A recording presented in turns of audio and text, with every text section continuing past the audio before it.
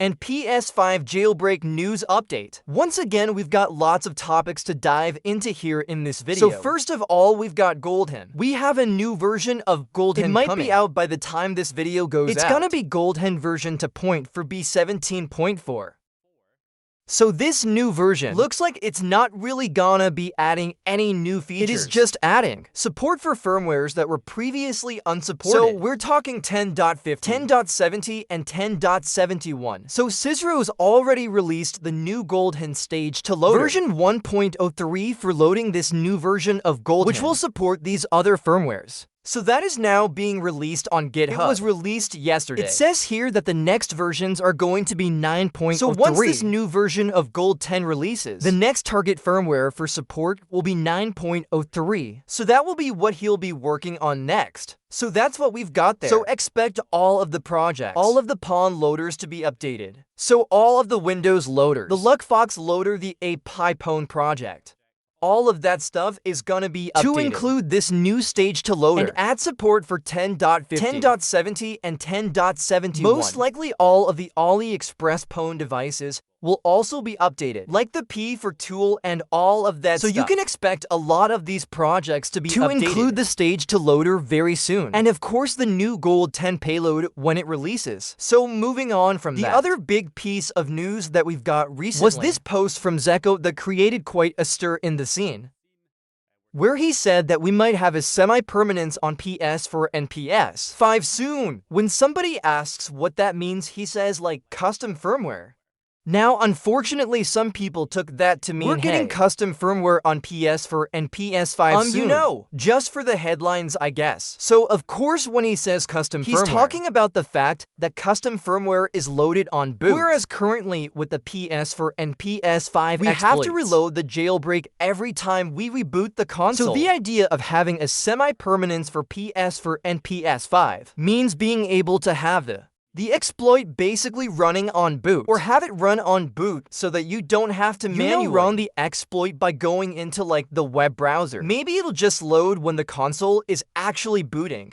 So it will be essentially loaded by the time you get to the home screen. Or maybe you just wait on the home screen for a few seconds, and then the exploit will be loaded. That is the idea behind this. He wasn't literally meaning it's custom firmware. He was just meaning it's like custom firmware in the sense that the exploit can be loaded. And when the console is booted, instead of having to manually load the exploit on every reboot. So there was some more information provided by Al-Ezov on this, who seems to be one of the primary developers of this. So Al-Ezov has posted a lot of posts about this. So we'll go over all of them, and then we'll kind of discuss at the end. So Alexis says that it's a bolt-on feature for existing exploits. It's not really an exploit itself so much as a misconfiguration, allowing certain things they shouldn't. The bolt-on itself is patchable on PS4. PS4, there should always be a workaround if they patch it. It's essentially multiple separate components working in tandem to poke each other and overwrite system settings to keep certain things set up a certain way for certain unintended behavior. For exploits that don't require any hardware, it doesn't need additional hardware. However, the exploit needs to have a WebKit entry point. So this fat hack exploit will work with hardware.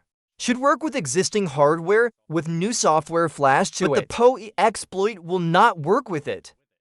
It prevents DNS hijacking and updates on boot. I only found one way to uninstall it on accident. I may have a way to prevent that even, but I haven't tested it yet. Beyond yanking the HDD resetting to factory settings, etc., you basically need to intend to remove it to disable it. If your console has internet available, the bolt-on will automatically update. If changes are published to the GitHub repo, I'll likely add settings to it in the PS4 settings, so people can configure it how they like. It works on PS4 to the latest firmware. The elements that allow it to function were tested on PS5, so it should work there as well. It was not tested as a whole on PS5. Because I want to finish the PS4 implementation Because of this, I don't know how / when I want to release it. I'll probably wait. Bundle it with a different unreleased project when that's ready. So there'll be a big release all at once. Utility-wise, it's great. But it's not a huge change if you already use a hardware device. / caching don't make this seem something bigger than it is. It's not some boot chain code execution, so much as doing some tricky stuff to make things seem like they persist. Through a reboot, that's about all I'll say for now. Now Alice did go on to actually post a little bit more about this yesterday. So it's not custom firmware, no features of the exploit/hand change, just how it's launched 5.05 to 7.55 all no software. External device needed. 9.00 needs an external device like an ESP32 S2. 9.03 to 11.0 because the PO exploit does not use a WebKit entry point. There's a certain reason you'd use it on 9.00. I can't with really say more about it without disclosing stuff I don't want to talk about yet. Hopefully, we get another WebKit plus software kernel exploit chain for the PS4. Now that we're basically at a soft end of life. So that was the whole spiel there from all about this semi-permanence. So a few things to take away there. Works up to the latest firmware on PS4, which of course does not mean that it's a new that exploit. Works on the latest firmware. It just means that if there is a new that worked exploit up to the latest firmware, this would work with it to make it semi-permanent. And then, of course, it should also work on PS5. But the focus is on getting a polished version to release on PS4 before looking into a PS5 implementation, so it should work on PS5. But it's not been looked into yet until the PS4 version is done. And it is patchable on PS5. Seemingly permanently patchable on PS5. Whereas on PS4, if they try to patch it, there should always be a workaround to get it working again. Also, once it releases, it will automatically update if you have an internet connection on the PS4. With its own custom settings page to configure it manually, and it will likely be included in the release of another project. But it could be a while before that releases, although some components of this could be released earlier. And of course, it does seem to be pretty persistent, because uninstalling it seems to be quite difficult. You have to either factory reset the console, or pull out the hard drive, something like that. Although I'm sure in the final version, I'll either include some kind of uninstaller if you wanted to remove it at some point. And as Alyssa says, this is a bolt-on solution for existing exploits. Specifically, it only works with exploits that are loaded through where the WebKit exploit is the entry point to load the kernel exploit. That is what's required, so that's why 5.0 to 7.55 are supported. A 9.00 is supported. But it does require an ESP32 S2 or a Raspberry Pi. Because, of course, the 9.0 exploit, although it's loaded through the WebKit, it does require a USB drive with this fat hack image on it to be plugged into the console to initialize the kernel exploit. So in order for that to work, you do need to have the USB. So an ESP32 S2 or Raspberry Pi can emulate the USB to inject the image when it's needed. And that's why one of those devices is required there. And then, of course, 9.0 to 11.0 will not work. Because the exploit is not loaded through the WebKit. It's loaded through PPPoE. So it's a completely different way of loading the exploit. So that's why this does not work with it. And of course, the PS5 jailbreak on 3.x to 4.x is done through a WebKit entry point. And it does not require any additional hardware. So theoretically, it should also be supported once Alice gets around to it. It'll be interesting to see how well this works. Is the exploit actually loaded as soon as you boot into the home screen? Or is it more like, it's just running it in the background?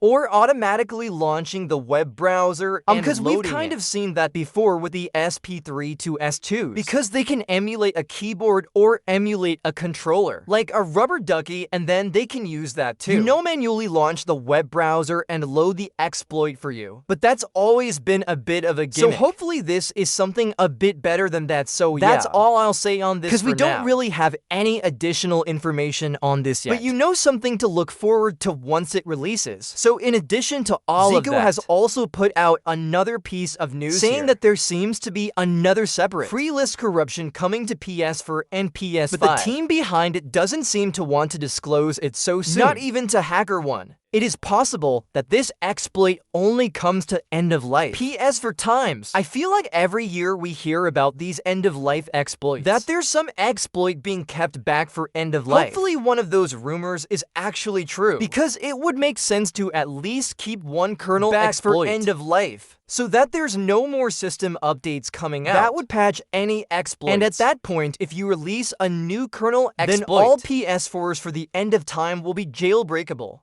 Doesn't matter what firmware they're on, because the latest firmware is jailbreakable. So they can be updated to the latest firmware and be jailbroken. And there'll never be any new system updates to patch it. So hopefully that is true. I'm sure there probably is some kernel exploits, or maybe some even bigger exploits, that are being kept back for end of life. Because if they release them now, it could cause certain legal trouble for whoever releases it.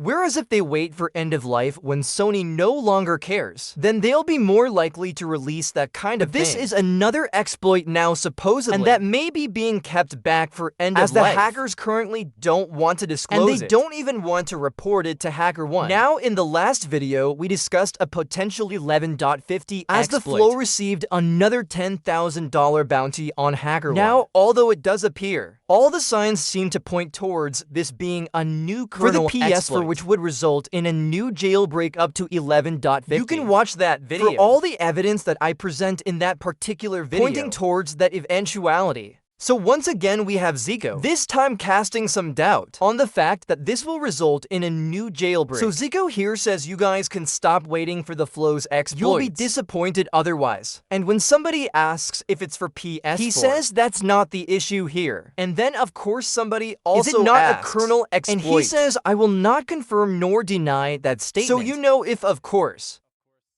Zico does have some kind of contact, or is in communication with the Flow himself. He may know more than we do, and it does seem strange though. Every other $10,000 bounty that the Flow has all been for kernel exploits. Although there was one $20,000 bounty that the Flow received for 5, a separate exploits for the PS4 and the PS5. That could cause kernel panics, and was thought originally that it would be able to load backup games, and which didn't turn out to be the case. But that resulted. Those were 5 exploits affecting the PS4 and the PS5, which resulted in a $20,000 bounty. But I don't believe there was any kernel exploit involved in that. So there is some precedent for these high bounties being awarded for lesser exploits when there are multiple exploits and all combined in one report. So it could be that. Some other evidence to maybe support Zico's theory is the fact that, of course, the Flow has not made any statement about this report. Whereas with the last report that resulted in the 11.0 jailbreak, he warned people not to update beforehand. Around the exact same time that he actually made the report. He does do that quite often with new exploits, but not for every single one. So it's not unprecedented that the Flow has not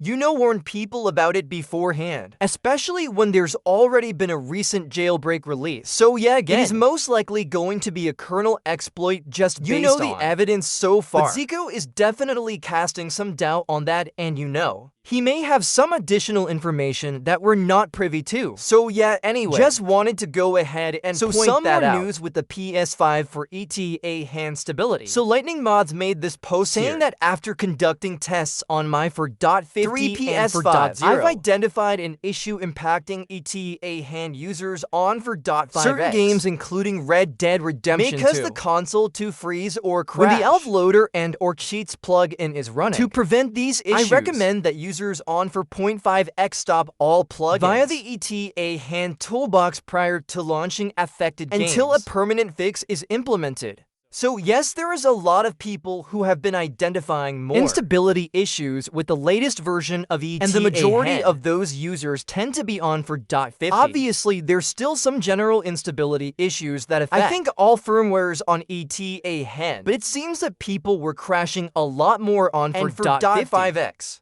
And now, Lightning Mods has actually purchased a console on so he's able to more easily investigate these issues and has identified a problem. So if you are on for .50 or for .51 and you're having these crashing issues on ETA, disable the ELF loader and cheats plugin. See if that helps stability. If it doesn't, you can still just use the K-Stuff payload until a new version of ETA is released, which will hopefully be a more stable version for those firmwares that are affected. So anyway, that is basically it for this update.